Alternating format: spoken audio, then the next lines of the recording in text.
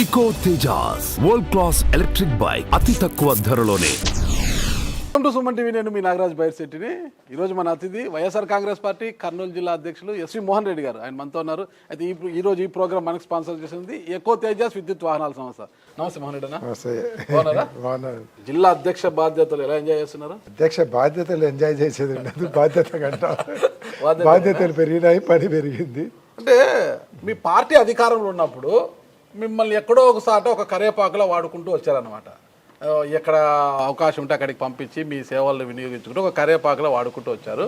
ఇప్పుడు పార్టీ ఘోర పరాజయం తర్వాత కర్నూలు జిల్లా బాధ్యతలు మీకే అప్పగించడానికి కారణం ఏంటి అసలు? అంటే కరేపాకు లాగా అనేది ఏం లేదు. ఇప్పుడు అనంతపురం జిల్లాలో ఇన్ఛార్జి అవసరమని అక్కడ పంపించినారు. లోకల్ బాడీ ఎలక్షన్లలో సక్సెస్ఫుల్ గా చేశాము. తర్వాత క్యాస్ట్ ఈక్వేషన్స్ ఇవన్నీ చూసుకొని దాన్ని పెట్టినారు. ఎప్పుడైతే ఆయన ఎవరికి ఇవ్వాల్సినటువంటి గౌరవం ఇస్తానే వచ్చినాడు, బాధ్యతలు అప్పచెప్పినాడు.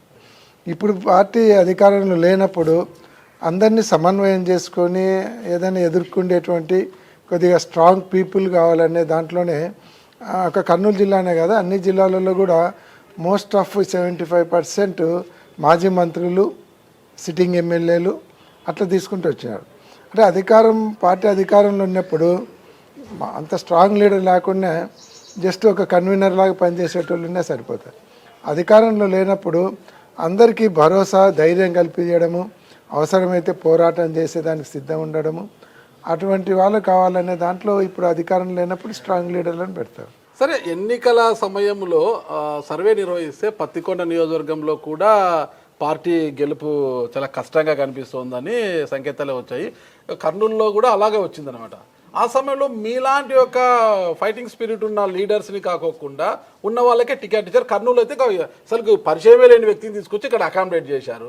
మరి ఆ రోజు లేని నమ్మకము ఈ రోజు ఎందుకు వచ్చింది మీ పైన? అంటే ఆ రోజు పత్తికొండ అంటే ఆల్రెడీ సిట్టింగ్ ఎమ్మెల్యే ఉంది, ఆమెను మార్చడం బాగుంటుంది అనుకున్నారు. కర్నూలులో మైనారిటీ పాపులేషన్ ఉంది, స్టేట్లో ఒక 6 మైనార్టీలకు ఇవ్వాలనేటువంటి కాన్సెప్ట్లో కర్నూలు హైయెస్ట్ మైనారిటీ పాపులేషన్ ఉంది కాబట్టి క్యాస్ట్ ఈక్వేషన్లో అది ఇవ్వడం జరిగింది. జగన్మోహన్ రెడ్డి గారే చెప్పినారు, మీరు కర్నూలులో చాలా స్ట్రాంగ్ ఉన్నారు, మీకు టికెట్ ఇస్తే కనుక డెఫినెట్గా గెలుస్తారు, కానీ మనం క్యాస్ట్ ఈక్వేషన్ పాటించాల్సి వస్తుంది, వాళ్ళకి తగిన సీట్లు ఇవ్వాలి కాబట్టి ఒక్కసారికి అడ్జస్ట్ కండి, నెక్స్ట్ పోటీ చేదురు, పార్టీ అధికారంలోకి వస్తే మీకు సముచిత స్థానం ఉంటుంది అని కూడా చెప్పడం జరిగింది. సరే, పార్టీ కోసం కొన్నిసార్లు మనం కూడా సాక్రిఫైస్ చేయాల్సి వస్తుంది. వై నాట్ 175 అన్నప్పుడు ప్రతి నియోజకవర్గం కూడా కీలకమే కదా.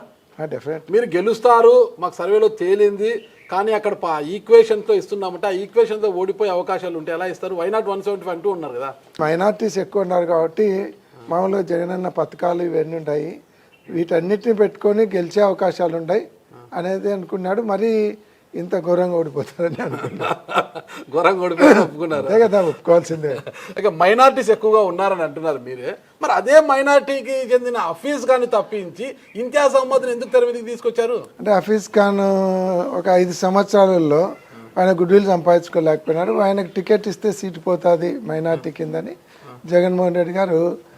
ఇంతియాజ్ కూడా ఈ ప్రాంతానికి కొత్త ఏం కాదు, కర్నూలులో ఆయన ఐఏఎస్ ఆఫీసర్ కన్నా రెగ్యులర్గా వచ్చేవాడే.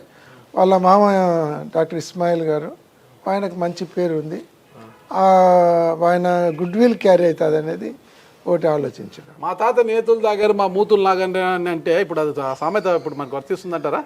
అంటే కొన్ని చోట్ల ఇప్పుడు ఇస్మాయిల్ డాక్టర్ గారితో ట్రీట్మెంట్ తీసుకునే వాళ్ళు కావచ్చు, ఆ ఫ్యామిలీ లెగసీ ఏమన్నా పనిచేస్తుంది అనుకున్నారు, పని చేయలేదని తెలిసిపోయింది. ఆయన పీపుల్స్ మ్యాన్, డాక్టర్గా చాలా పేదవారికి ఒక 10 రూపాయలకే వైద్యం అందించే డాక్టర్ ఆయన. ఇది వేరు. ఈయన ఐఏఎస్, బ్యూరోక్రాట్కి ప్రజలకు ఎలాంటి సంబంధాలు మీకు తెలుసు.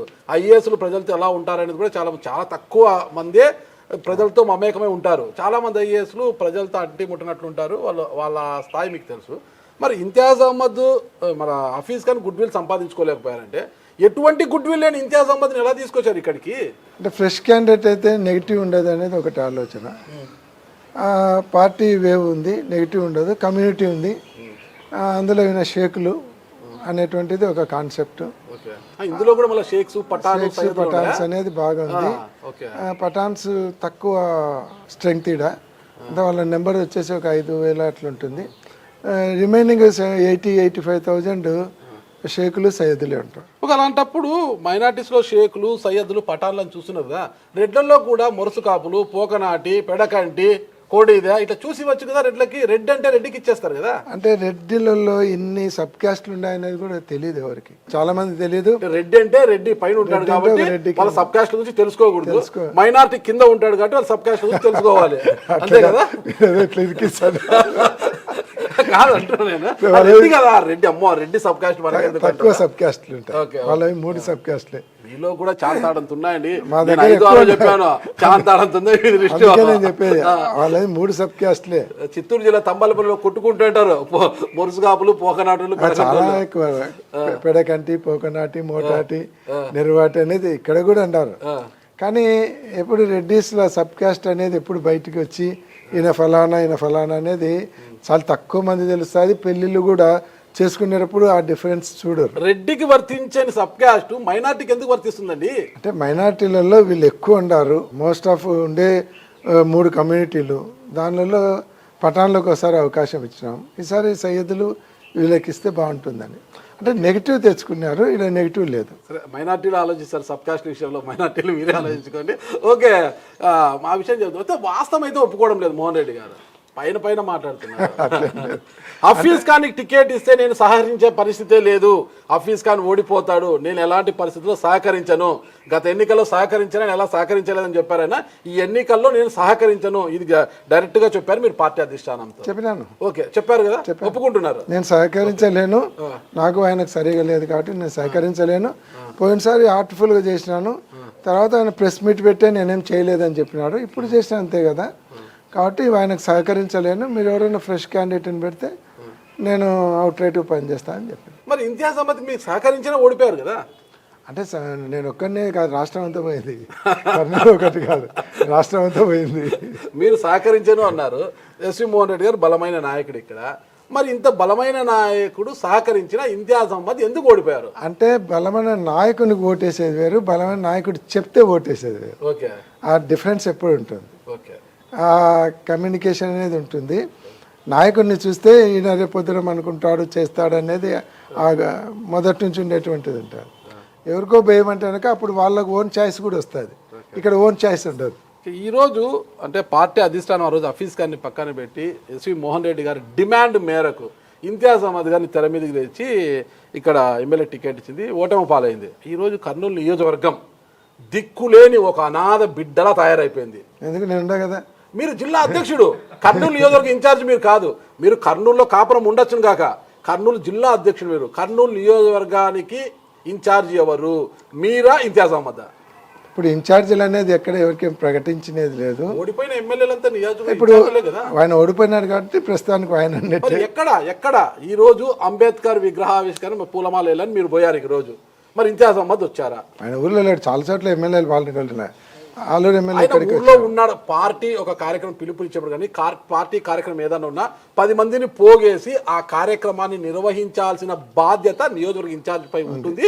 ఆ పార్టీ కార్యక్రమానికి వెళ్లే హక్కు జిల్లా అధ్యక్షుడికి ఉంటుంది. మీరు జిల్లా అధ్యక్షుడిగా వెళ్తారు, నియోజకవర్గ ఇన్ఛార్జ్ కాదు.